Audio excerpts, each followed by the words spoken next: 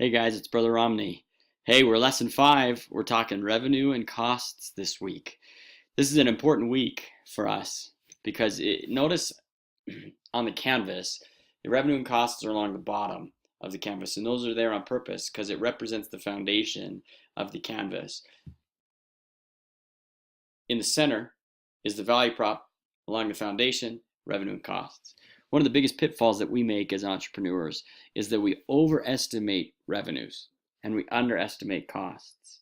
We get in our minds, everyone's going to buy this. We also get in our minds, man, I can make that so cheap. And both of those are wrong. Both of those are misnomers. When I think of that problem that we have, it reminds me of an old Taco Bell commercial from when I was in high school. This is a throwback. Taco Bell used to use a little Chihuahua dog that the dog would say, "Yo quiero Taco Bell." Maybe you remember those commercials? But the movie Godzilla came out, and I remember this one commercial that they gave. For some reason, it just stuck with me. But to me, this represents the pitfall of us overestimating our revenues. Let me show it to you.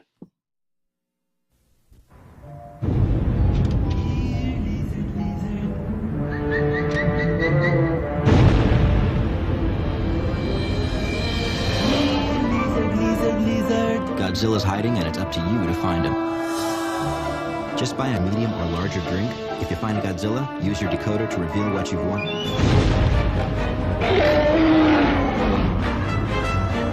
Uh-oh. I think I need a bigger box. I can't tell you how many businesses that I've been a consultant for where they have done that. Oh, I think I need a bigger box, right? Oh, I think our costs are a little bit more than we thought. Or if we want to make this good, nice, whatever our product or service is, we need to spend some money and it's more than we anticipated. So that's what we're doing today is we're talking revenue and costs, and we're trying to plan effectively for those. So first of all, revenue. There it is. We're not talking necessarily how much money you're making, but we are talking revenue streams. And that's the most important thing to consider as you consider your revenue. Each customer segment should have its own revenue stream. By now in the business model canvas, we've done value proposition, we've done customer segments, we've done customer relationships, we've done customer channels. So we got our value prop, we got our product or service, we know why it's valuable, we have customers, we know why they find value in it, we've got the product market fit, we figure out the channel and how to get it to them. Now, what's the revenue stream that they provide? I want you to pay attention to the Udacity lectures this week as he talks about different pricing strategies. Pricing is a strategy, okay? What revenue stream does each customer segment bring to the table? To give you an example, if you think back to the top 10 publishing case, Joseph and publishing that magazine, okay, he had multiple customer segments. One customer segment were students who subscribed to the magazine. Well, it was a free subscription, so their revenue stream was zero, yet they were still a customer segment. So that pricing strategy was a freemium model. They would be given that for free, okay? So where did the revenue stream come from? Their revenue stream strategy was to get it from advertisers and from businesses who were looking for top-notch students, all right? So that's what I mean by revenue stream. Don't just come up with a price for your product. You want to think about each customer segment and what that revenue stream is and their pricing strategy and your pricing strategy for that revenue stream. Okay, now costs. Costs at the end of the day are best guesses, but they need to be based on good research. So don't just pick numbers up out of the air. I want you to do some research. If you're talking manufacturing, then do some research and find what it would cost to manufacture. Okay, and then cite that research. If you're talking an app creation, then do some research on how much it would cost to make a good app. All right, and let me tell you, that's not cheap if you want it to be professional. Same thing with website design. Okay, so look up the cost, get good research, and cite your sources that you use as you go through that research. Okay, now we're also going to ask you to make a very simple financial statement as you consider your revenue and your costs. Let me show you what it looks like. Okay, here I am on the landing page for B383. I'm going to go to week 5.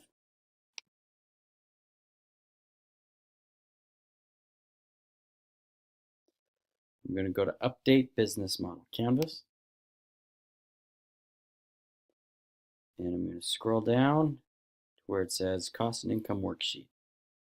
Download that. This is what pulls up. So you'll notice it's just going to have a column for variable expenses and or cost of goods sold, a brief description of what those are, quantity, frequency, and then you want to get an annual amount. Okay? All these are on an annual basis. Same thing with the fixed costs. You'll get a total for each column. And then under the income statement, notice this is just a very, very simple income statement. And they're much more complex than this, but for the purposes of this course, heck, we're just having you do your revenue minus your variable costs. All these are projected numbers. This revenue, your gross sales, has to come from your revenue streams. You got to do the revenue stream first. What assumptions do you have built in the revenue streams on an annual basis? You put that here. You put your variable costs there, fixed costs there, total expenses, and then get your operating income. That's all we're asking you to do with the income statement. Pretty simple. The last thing that I want to talk to you about is the metrics that matter. It's the third part of the assignment that you're going to be asked to work on right here. So if you notice for number 2 of this assignment, number 2 explanation right here, it's gonna refer you back to the Udacity lectures, W05 Metrics That Matter document if you have questions, or you'd like examples. So they outline some good stuff in that material up there at the beginning part of the lesson. But here are your instructions for metrics that matter. You need to discuss 5 metrics for your business. Using your own discretion, you're going to identify 5 metrics.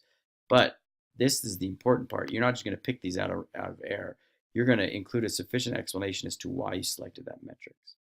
You're going to measure and calculate each metric on an annual basis. Students miss that one a lot. They just explain the metrics. No, but I want it calculated. If it's a cost especially, or if it's a revenue, I want that calculated on an annual basis. Some of the metrics you might not be able to calculate, but if you can calculate it somehow, then I want that on an annual basis. All right, so that's just a brief explanation of the assignment itself. Now I just want to jump over to my slides and talk about just some why we're asking you to do metrics that matter in the first place.